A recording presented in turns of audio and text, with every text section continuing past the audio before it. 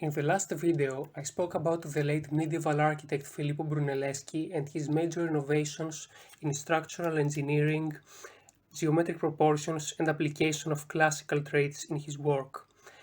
The one to establish Brunelleschi's architectural innovations in theory and make a conscious return to ancient architecture would be Leon Battista Alberti, who was born in 1404. A polymath keen in philosophy, poetry, mathematics, and several other professions, Alberti appreciated architecture for its important social role and strongly believed that an architect ought to be knowledgeable in many different arts and sciences to fulfill his role as the master designer properly.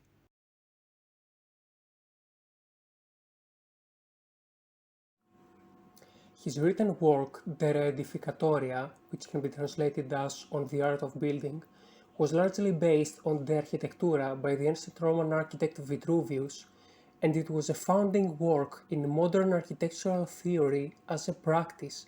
Upon this work, many architects up to our time based their own architectural theories.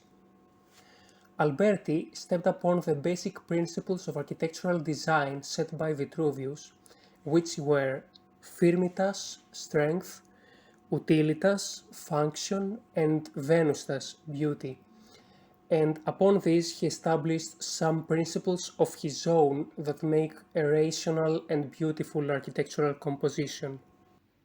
These principles, or properties that define the components of the composition, were the following three: numerus, the number of the components or the rhythm; finitio, the proportion or size of the components; and collocatio, the placement. And by defining these properties, the architect can achieve consinitas, which can be translated as harmony or completeness, which for Alberti was synonymous with beauty. The ultimate goal is to make the whole, the composition, so that it appears so perfectly proportioned and so complete that removing something useful or adding something to it or changing something will only worsen its appearance. One of Alberti's first built works, the incomplete Tempio Malatestiano, exhibits these principles perfectly on the partition of its facade and the hierarchy of ornamental elements such as columns and arches. It is important to note, though, that Alberti, generally lacking knowledge in engineering, referred to the column as an ornamental element, unlike Brunelleschi, who employed it exclusively as a structural element.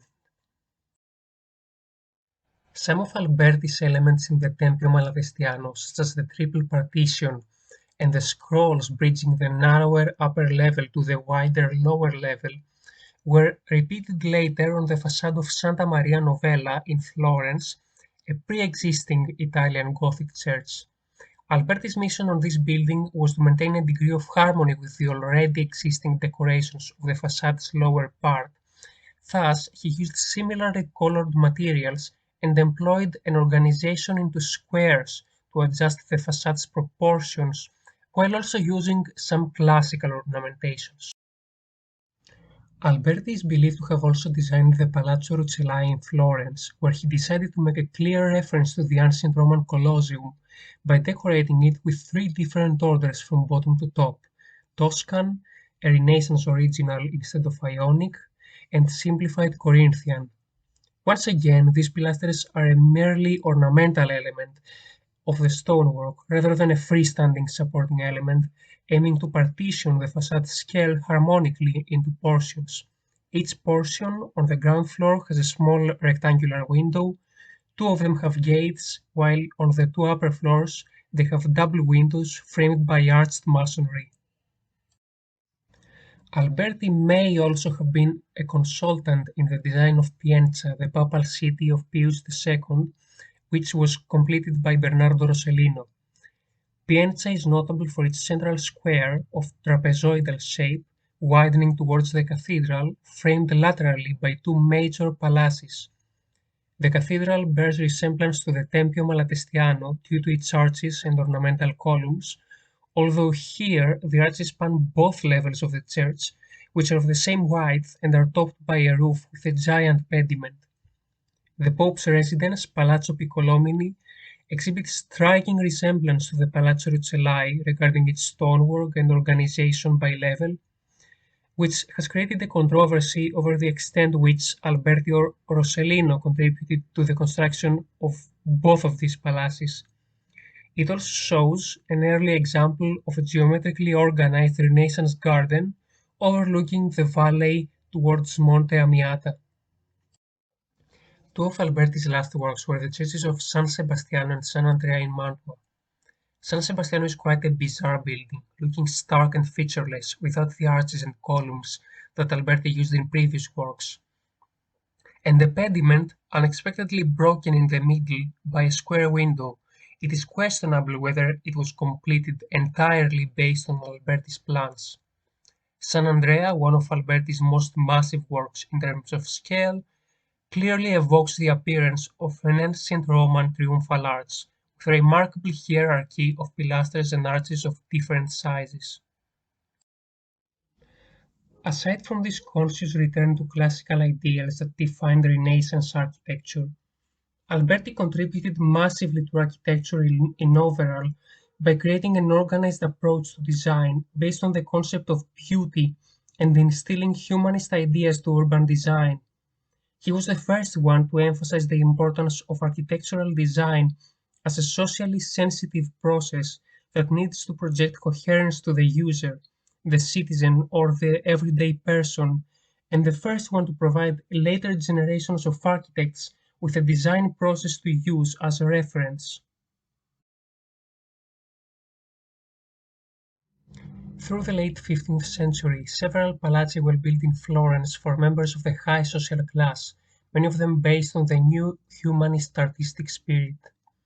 The Palazzo Medici Riccardi by the architect Michelozzo became a prototype for many of them and presents some striking difference from Alberti's Palazzo Rucellai.